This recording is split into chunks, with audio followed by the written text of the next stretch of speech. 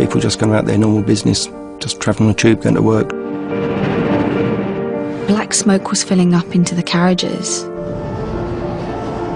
I kept saying, when are they coming? When are they coming? I think, George, this could be it, mate.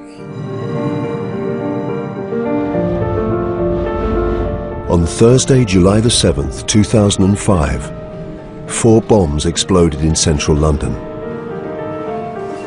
In just 1 hour, 52 people were murdered and nearly 800 injured in an atrocity that stunned the world.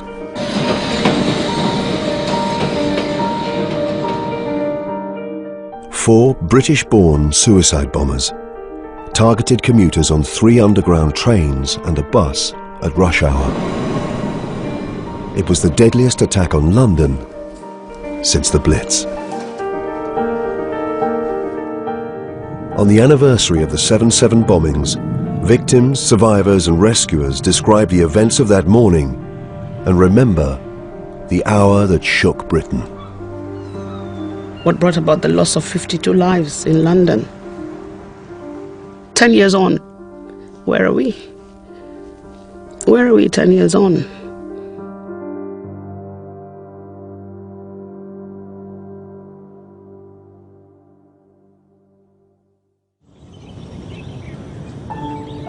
It's Thursday the 7th of July. The question on the phone in this morning, how can we make London 2012 the best Olympics ever?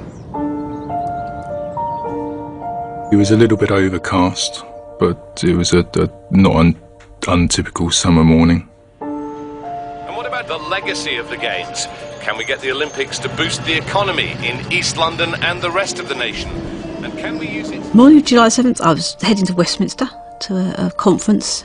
Sensible pair of shoes on because I thought I'd be doing walking. My daughter Emily came with me as far as the station. She was very excited because of the Olympics. I did my usual sort of reading the back of newspapers to see what the reaction in the press was about it, and everybody seemed to be in quite a buoyant mood, really. I had a slight quarrel with my wife, which caused me to be slightly late, so I probably left work probably 15 minutes, 20 minutes later than I would normally. I was born in East Africa in Nairobi, but grew up in London, so I'm very much a London girl. My job title was a property inspector. I was working in the city within recruitment. I was an events coordinator. I was the Director of Law and Governance at the London Development Agency. I was recovering from a painful divorce. I was travelling from Peterborough, going to King's Cross, pick up the tube and go to Moorgate. I missed my train. I was talking to my daughter and I said, I'll catch the next one. I'll get on the next train.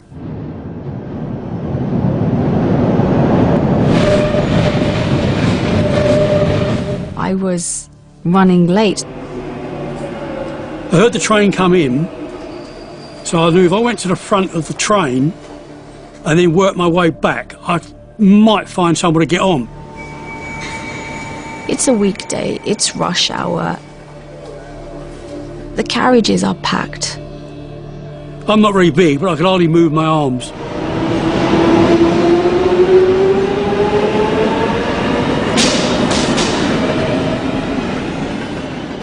I thought, my God, I'm only on here till Holborn. I'll be glad to get off.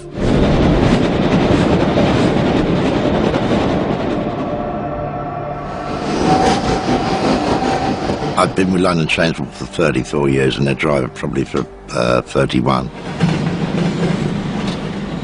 Well, I was based at Edgware Road. Normal routine is come in, have a cup of tea, check all the notices, make sure that I know what's going on.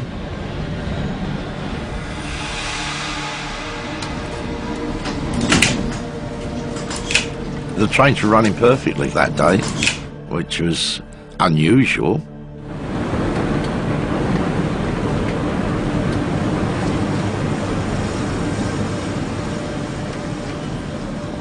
King's Cross is always packed. It's one of the main terminals where people obviously changing lines.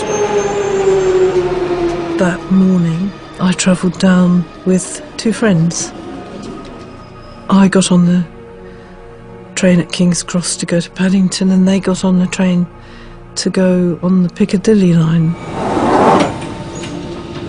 Doors opened, and I thought, right, here they come.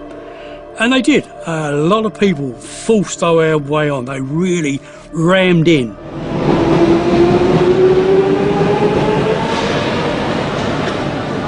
Platform 1 for the 0812 Abellio Greater Anglia service to North. I got up fairly late that morning, after 8 o'clock. Carrie and June, my wife and daughter, had left for work. They travelled up every single day together, and they had this little ceremony at the end of Liverpool Street Station where Carrie would peck June on the cheek and June would pat Carrie on the bottom, say goodbye. One would go left and the other one would go right.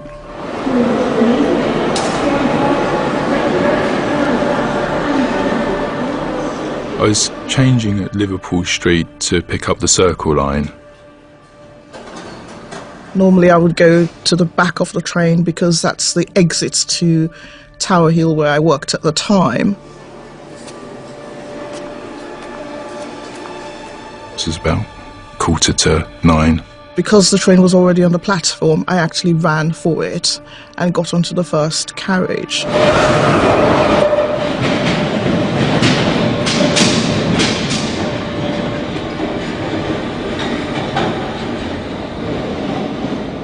At Edgware Road, the train sort of halted for a while. I was 4 stops away from High Street Kensington and my work, and it was about 10 to 9 certainly. Then the doors closed and we moved into the tunnel.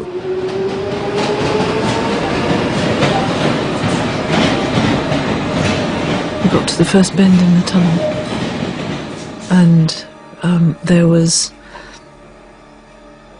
a sound like a firework. Like a sort of balloon going off. A sort of high-pitched crack. Pop!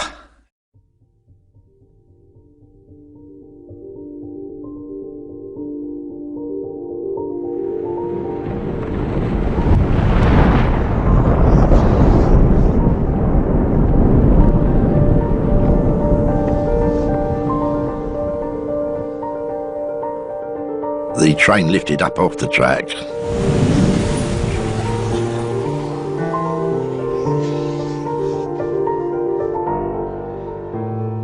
The air was full of tiny shards of glass, and they glittered.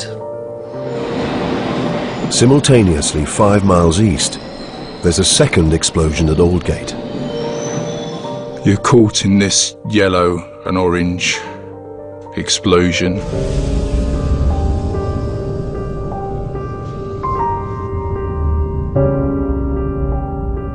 It was so quick, there was no time to blink.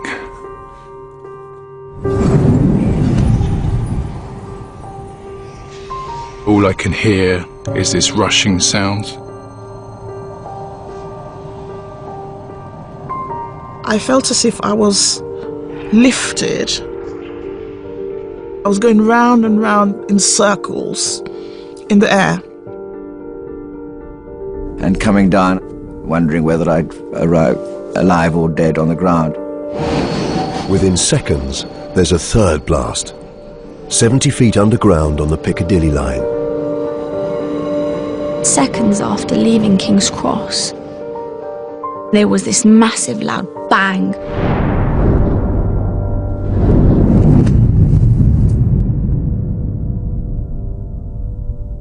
Within milliseconds, it went from the lighted carriage to pitch black. The lights went out and black smoke was filling up into the carriages. I had the feeling that there wasn't anybody around me, but I couldn't see that. You couldn't see anything. I couldn't see my hands. I couldn't see anybody else. I thought our tube has hit something or has verged off tracks. It must have been just seconds, fractions of seconds, but I kept saying, what is this? What is this? What is this? It's a bomb. This isn't good.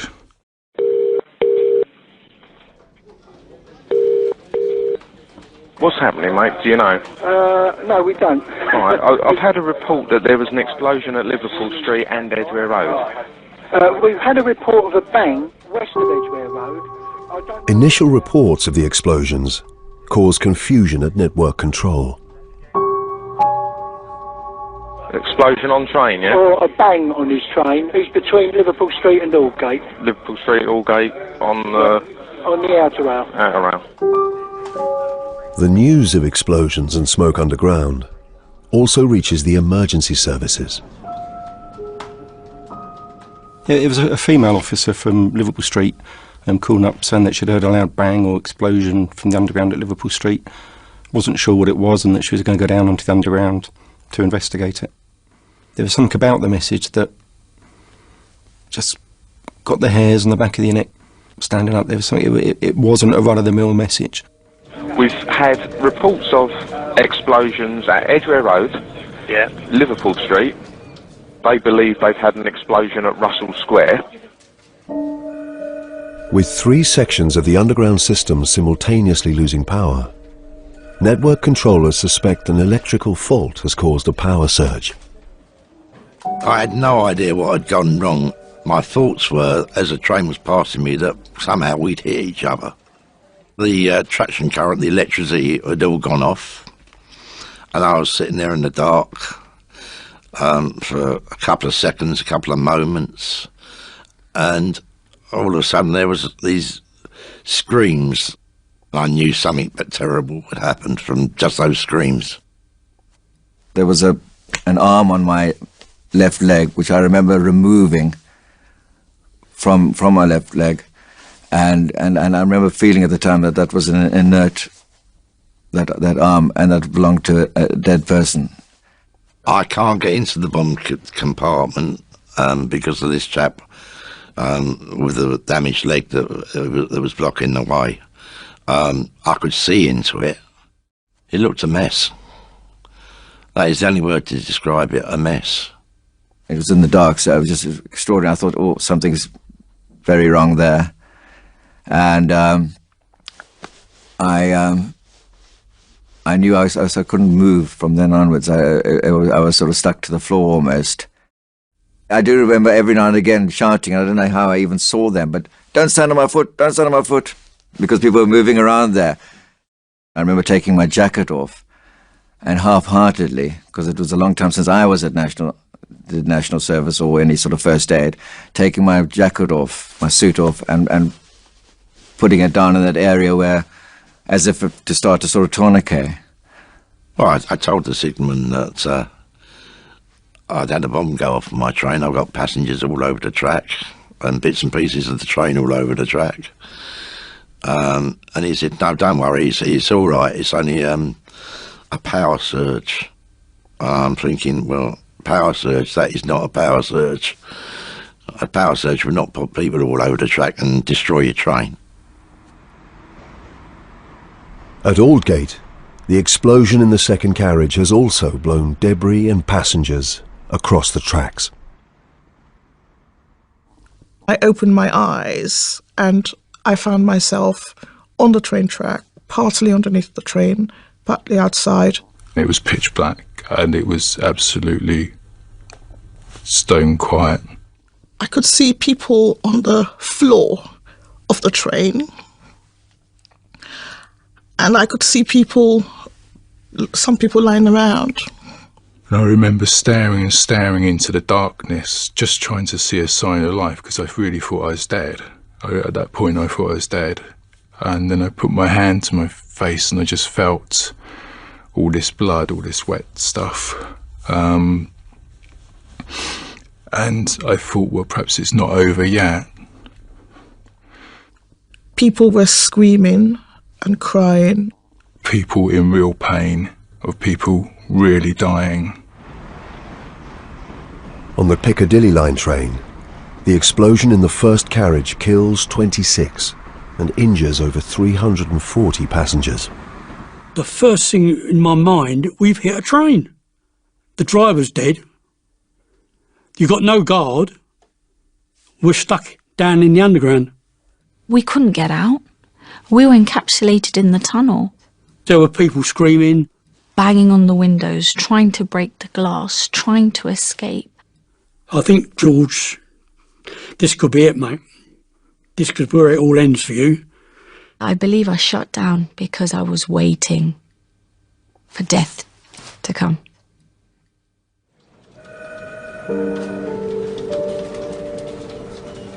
We're trying to establish what all lines have got and what they're doing as we speak. That's all I've got. At Network Centre, controllers still think they're dealing with power surges and a derailment at Edgware Road. The air was full of this gritty soot, which was very greasy. You feel like you're the captain of a ship. Those passengers have put their lives in your hands.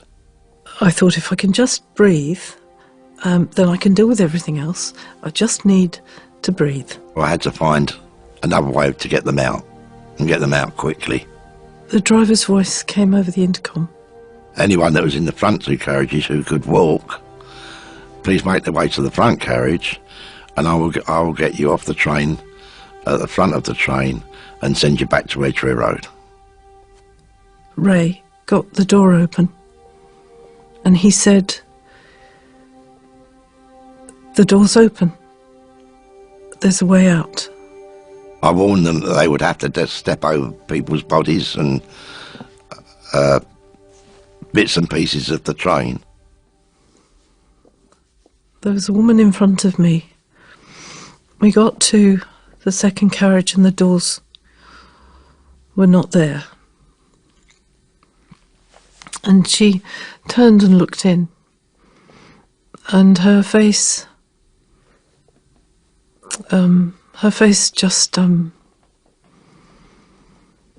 sort of screwed up and crumpled, and she began to cry. And I didn't really think. I turned and looked in to the carriage where the bomb had gone off, and I looked and I thought, that's a bomb. That's bomb damage. And then I felt my face do the same, and I began to cry. I stayed on the train. You can't leave people that need help.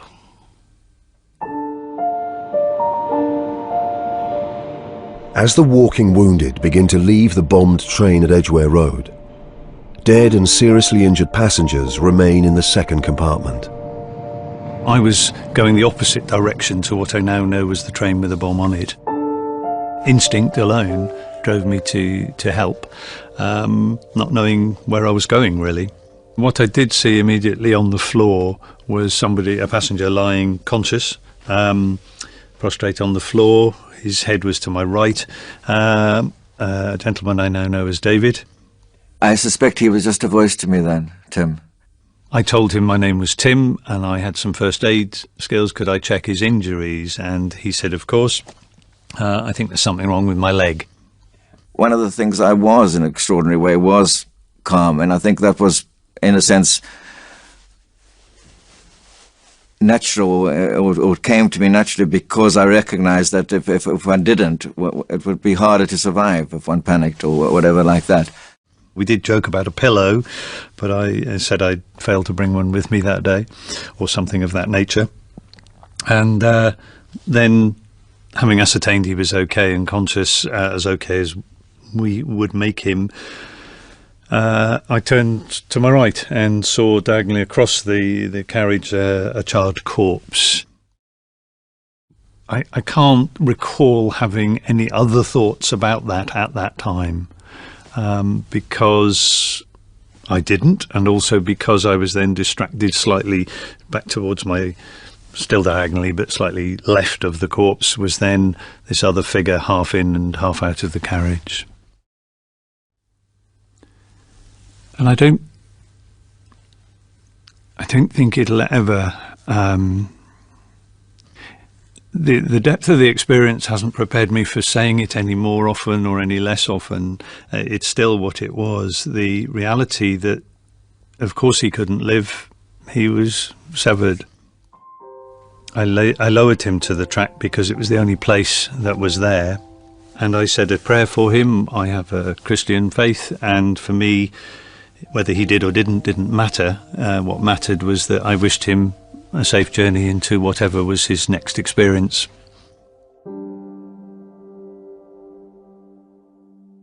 Are you actually at Aldgate, yeah? Oh, yeah, sorry. I'm the supervisor at Aldgate. We've just had a big explosion.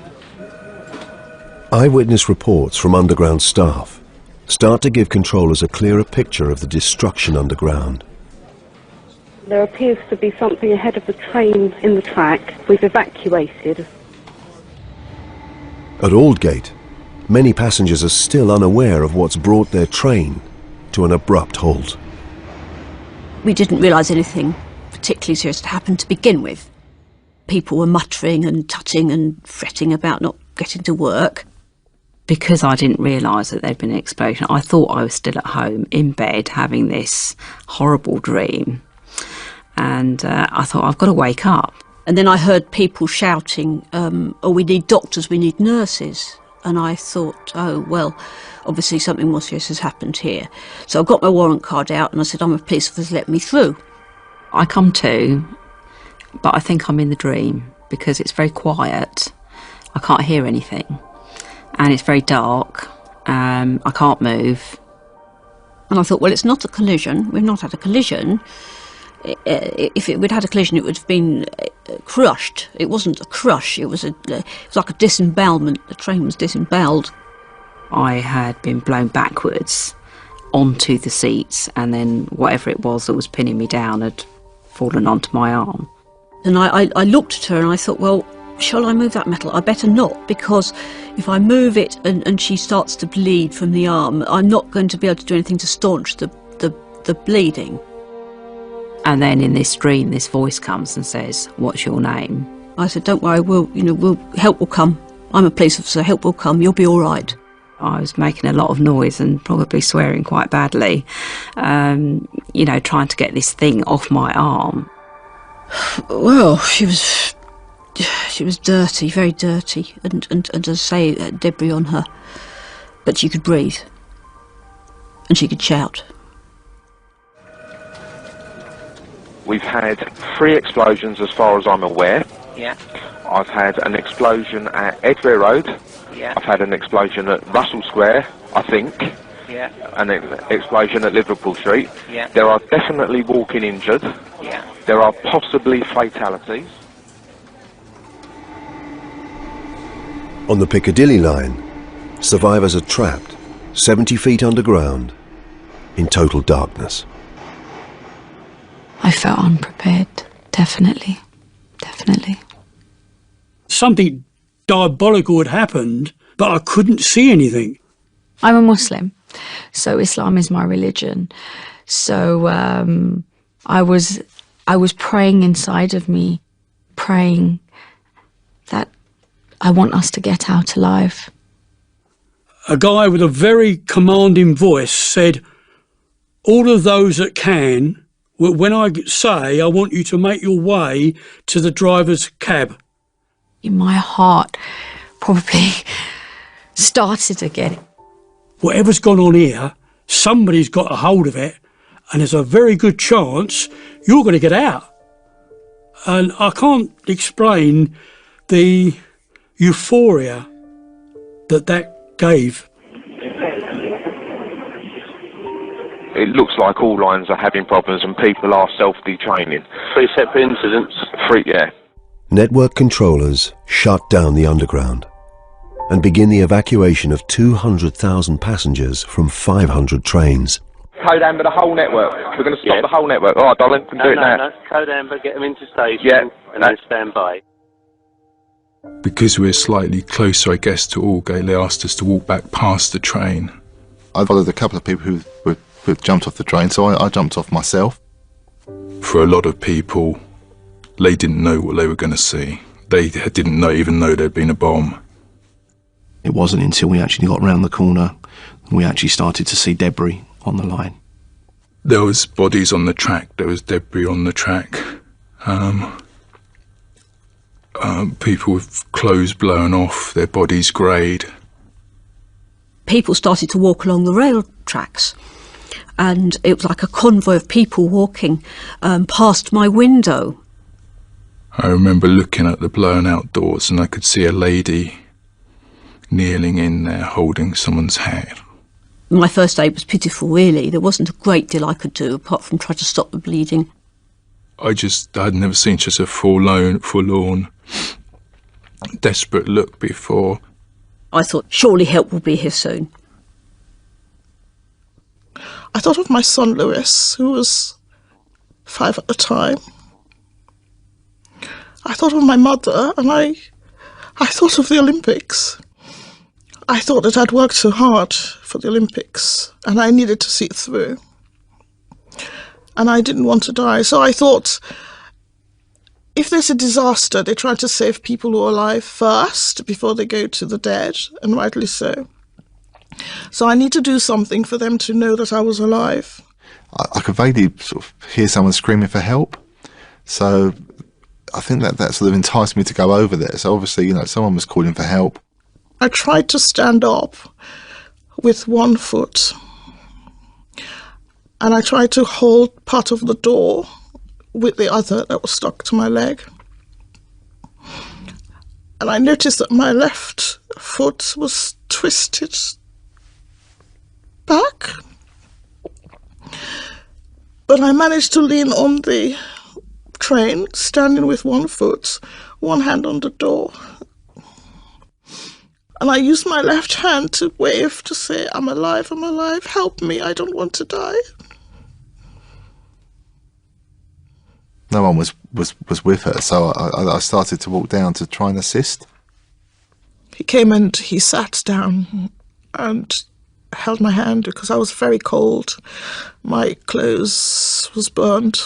She was wedged between the rails, complaining of severe back pain, saying she couldn't move, and really just saying she was dying. I just felt cold, and I felt thirsty. I just took my jacket off because she was saying she was feeling very cold, put my jacket over her and sat down next to her, was holding her hand, and just kept talking to her. I was sort of in and out of consciousness, but I remember him asking me questions about, was I married, where I worked, did I have children, which I sort of answered, but then he kept asking me the same thing again. And I said to him, why do you keep asking me the same questions over and over again? I kept saying to Thelma, the emergency services are going to turn up shortly, they're going to be with us, you're going to be out of here shortly. And I kept saying, when are they coming, when are they coming? And he kept saying they'll be here soon. Breaking news we're getting from the PA Newswire that there's been reports of an explosion outside Liverpool Street Station. That, of course, in the East End of London. They weren't certain whether it was a power surge or an explosion. Well, knowing that Carrie would have probably been going through that way around about that time, I thought, well, she's going to be late for work.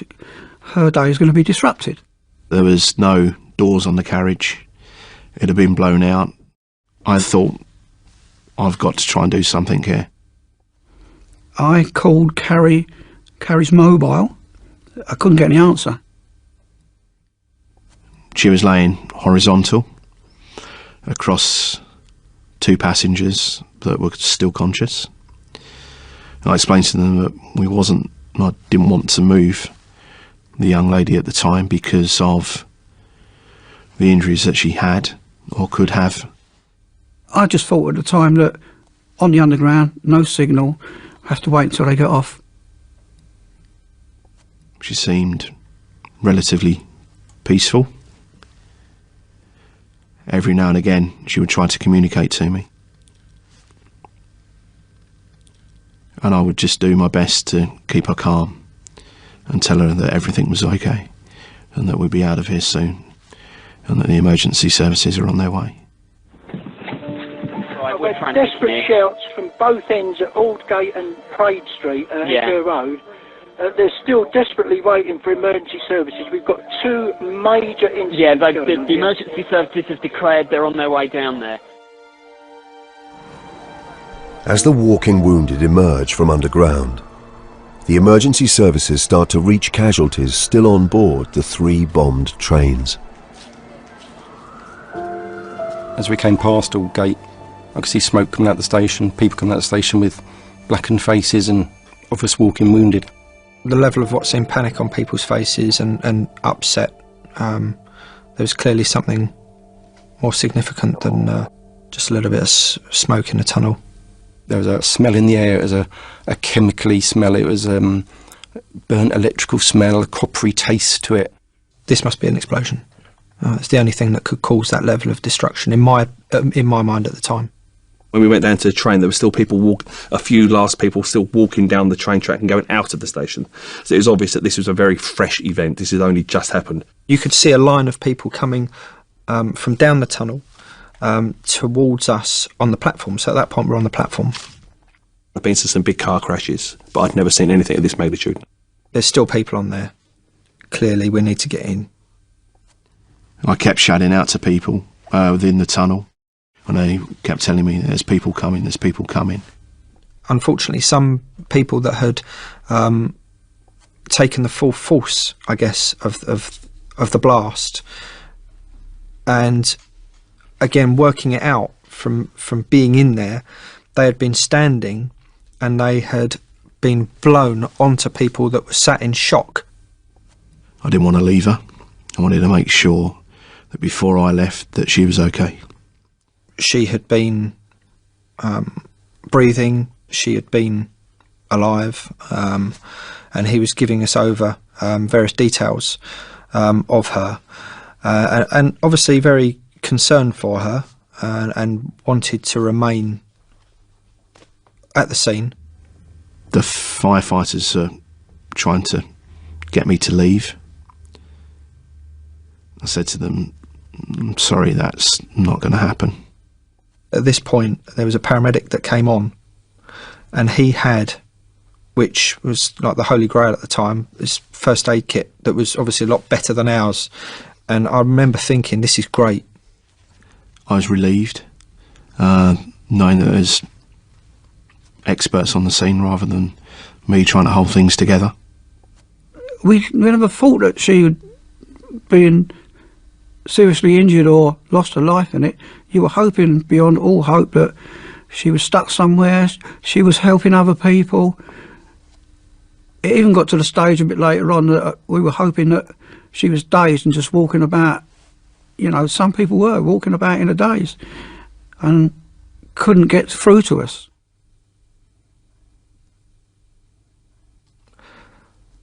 I think doing the job that we do, you always think that you can do anything and help everyone. And I think on that occasion, we couldn't. And I remember standing there thinking, no, that can't be right. I've just been down here for half an hour, doing my best to look after this young lady. You guys are meant to turn up and make everything all right. And it wasn't meant to be. It was 10 days after the events that Carrie was formally identified. We had a visit from scenes of crime officers, and they took dental records, they took fingerprints, and they took DNA.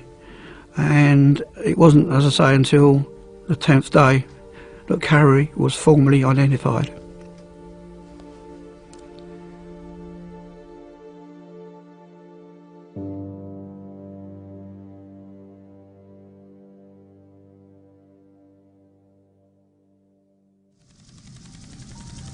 We have had it confirmed now that the entire tube system has been shut down, and that means, of course, that some people may be trapped in tunnels. As the first live pictures reach television, multiple reporting of the 3 bombs continues to spread confusion about the number and cause of the blasts. We've got the Press Association quoting British Transport Police, who said explosions have occurred on the London Underground at Edgware Road, King's Cross, Old Street and Russell Square. Just to repeat that, British Transport Police At that point, I knew there'd been other devices. The senior fire officers had heard on their network that there'd been other devices. There was a conflicting number, conflicting locations, just added to the chaos. Some breaking news from the Press Association. It says London Underground has said that there has been another incident at Edgware Road station in northwest London. I got a phone call saying that something had happened. The scene was absolute chaos. There were police cars arriving, ambulances arriving. I just kept shooting and tried to capture what I saw. It was all in flux. Things were just shutting off. They were shutting down the road. People were starting to emerge from the station, people who were visibly shocked. This one lone police officer was trying to juggle putting this cordon tape into place and stopping people from going towards the station. So I can either carry on to work and just go, nothing to do with me, or I can get involved and do something. I came across a girl who'd been burnt. Her face was burnt. She had bloodied feet and her trousers had been ripped to the bottom. They looked like they'd come from a war zone.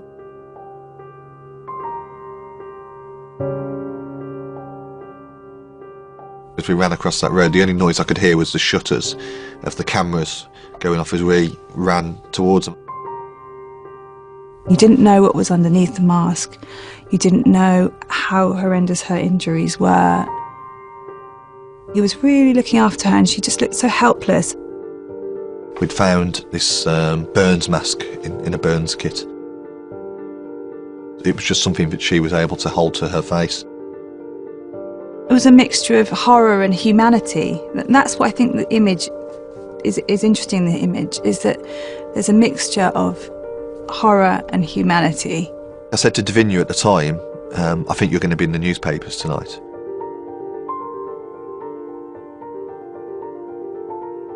I finally managed to speak to my line manager and he said, you've got the front page of the Standard. It's, we believe it's a bomb has gone off. And I didn't even know that a bomb had gone off. I couldn't believe it. I was standing there at the scene, I didn't even know.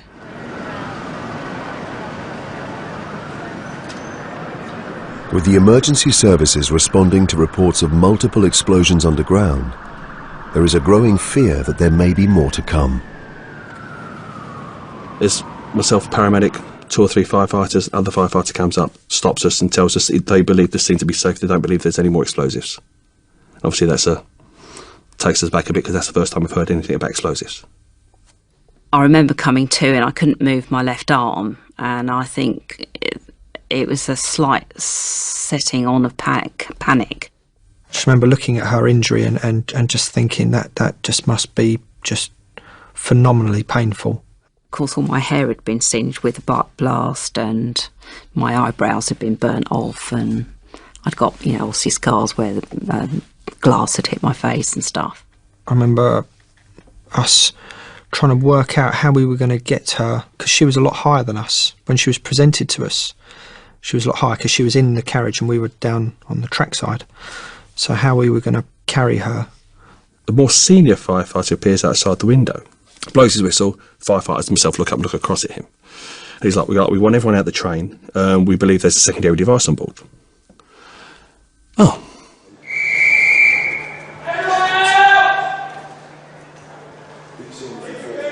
I look at my patients, I look at the firefighters, and I kind of say to the firefighter outside, no, I'm not going, I'm staying here.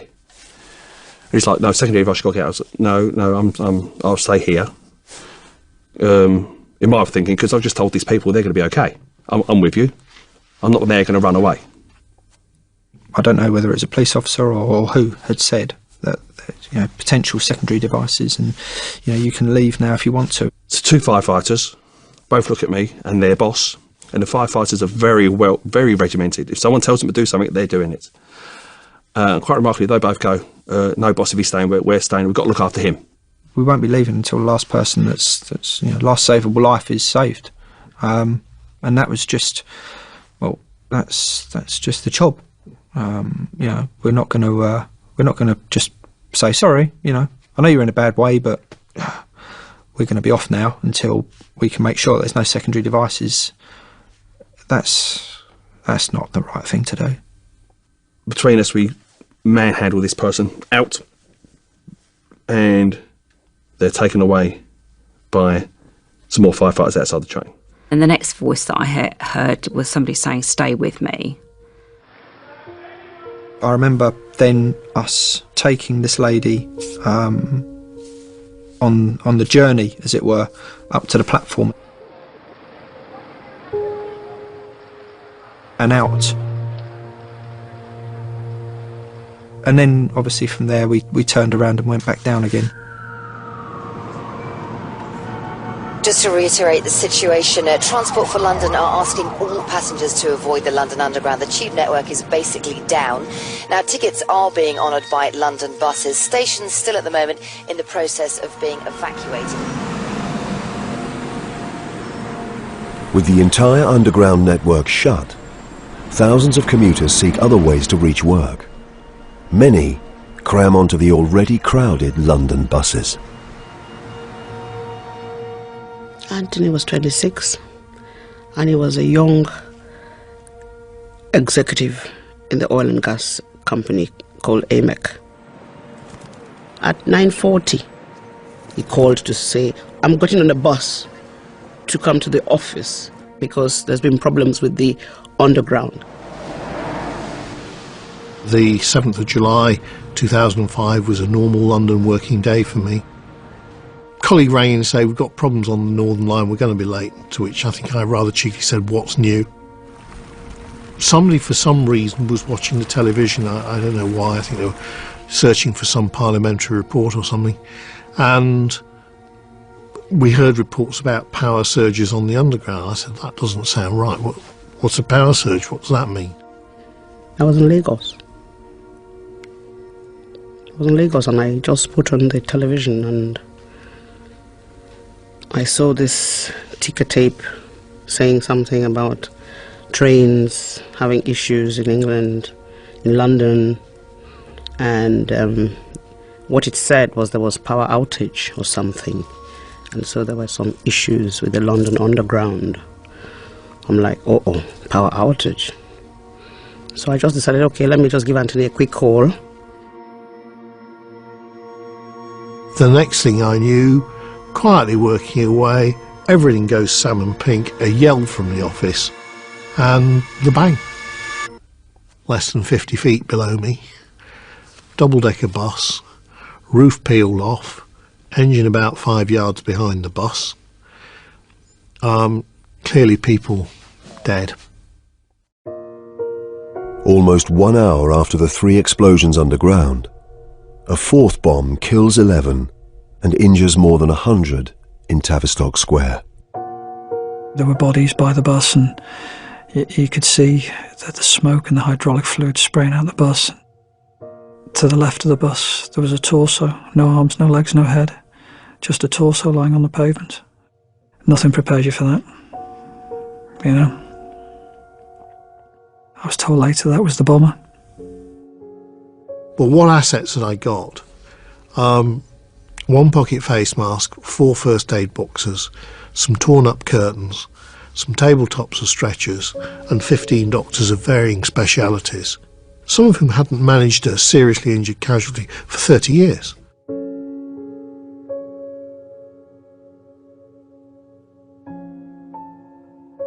Doctors and specialists were coming out of the British Medical Council by this stage to help, and thank God they were there.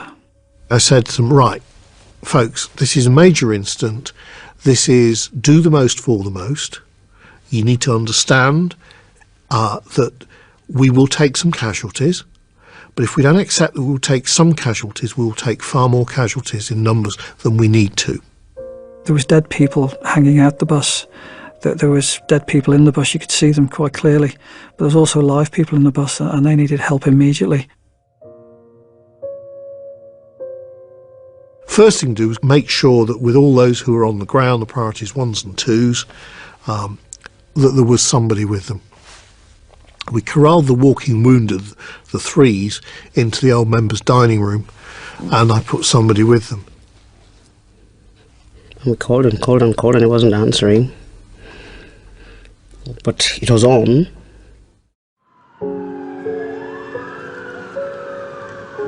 Priority 4 is normally reserved for military work, and it's where you've got somebody who's so severely injured that whatever you do, they're not going to survive. And it is do the most for the most.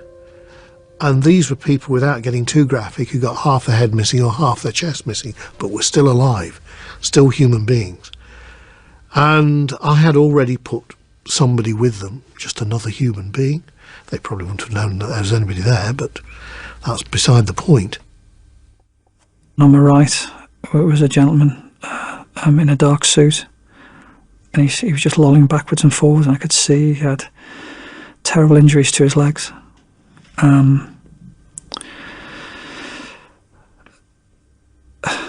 He was alive, you know, and I was looking at him straight into his eyes, saying, "Stay with me." He was looking straight into my eyes, you know. He looked. The poor man was terrible. You see, he was in agony and terribly injured. And the firefighter managed to free him from the wreckage. And I think a trestle table had been brought out from the British Medical Council. And he was loaded onto that. And as he was lifted, I could see his leg was gone, you know, his leg was severed. Unfortunately, it was just a crime scene now. There was no one left we could help. We actually managed to get people, apart from the 2 who died, every single person who entered BMA House left in better physiological state than they arrived, which, considering we created it from scratch, is a heck of a tribute to the team. I wouldn't put it down to me. They did the work. I challenge anyone to justify to me how waking up in the morning and sitting amongst decent, ordinary people and murdering them can ever be acceptable. You know, that's shameful. Shameful. A wonderful young man with a big heart, a loving boy.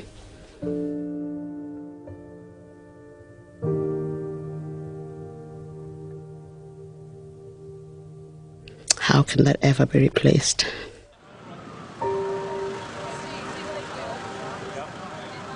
As the first of the fatalities are brought to the surface at Russell Square, some of those closest to the explosion finally become aware of the carnage they've escaped.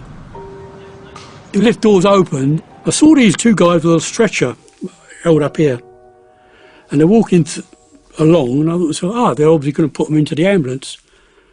And they'd done a sharp left. I thought, what are we coming this way for? And they put them down right in front of me. And I looked down and I thought, well, I didn't know what it was.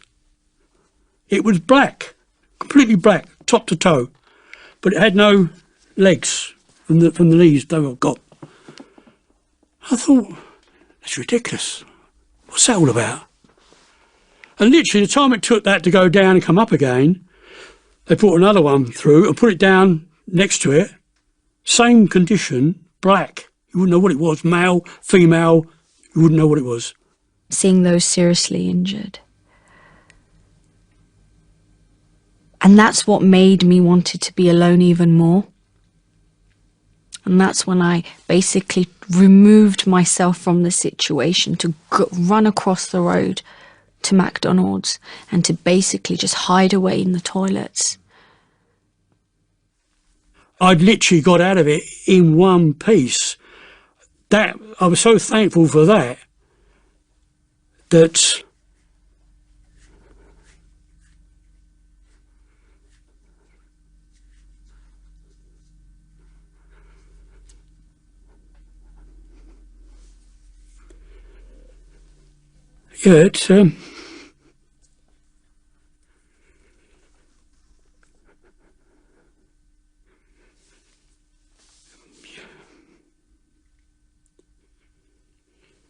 You feel guilty, really.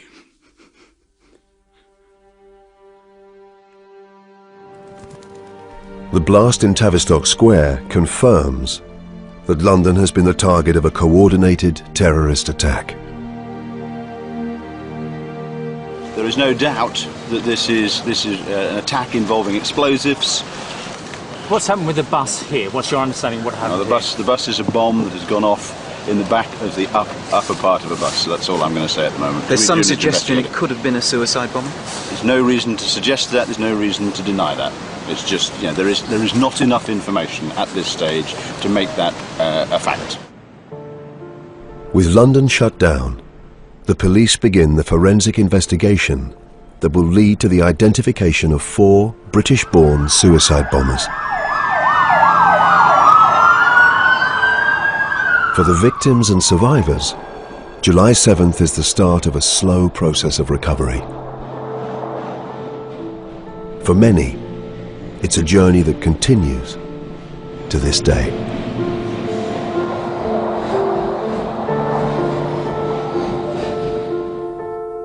They did a very good job on amputating my leg. It wasn't a guillotine, as it were, in the carriage. They amputated it above the knee in the hospital. And I came to a few days later in intensive care, discovering all this. I was in a coma for a while. They told me that the injury to my left leg was so severe that they had to amputate. I was about 3 feet away from the bomber, and they said to me that if I'd have been a foot closer, then I wouldn't have made it. So I'm quite lucky, really. My mother always says to me, falling down is not the problem, it's failure to get up is the problem. You know. We accept now that Carrie will never be coming back. She's always with us. They can't take the fantastic time away from us that we have with Carrie. And that's the way I think I want to always remember Carrie. Very happy, smiling, very intelligent lady. I mean, the average age, so I found out later, of those that were killed was sort of 26. And I was, 61? I mean, you think, well, why? Why did people starting out in life, they get killed? And I'd had a pretty good life up to then, and I'm virtually unscathed.